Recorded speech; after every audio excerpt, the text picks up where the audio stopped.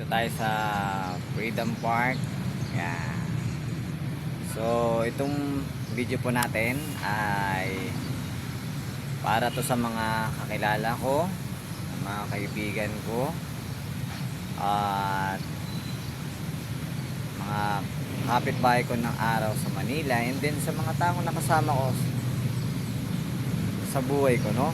At, na naging bahagi. At kahit sa mga taong negative na, yan.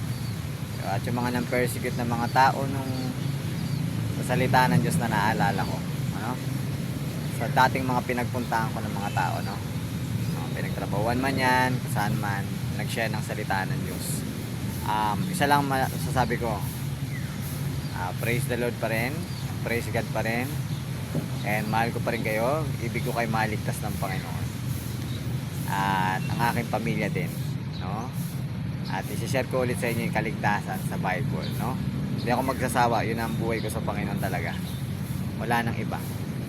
Yun na lang talaga ang yaman ko, ang Panginoon. Salita ni God sa Bible, si Jesus, no? Na yaman. At i-share ko po.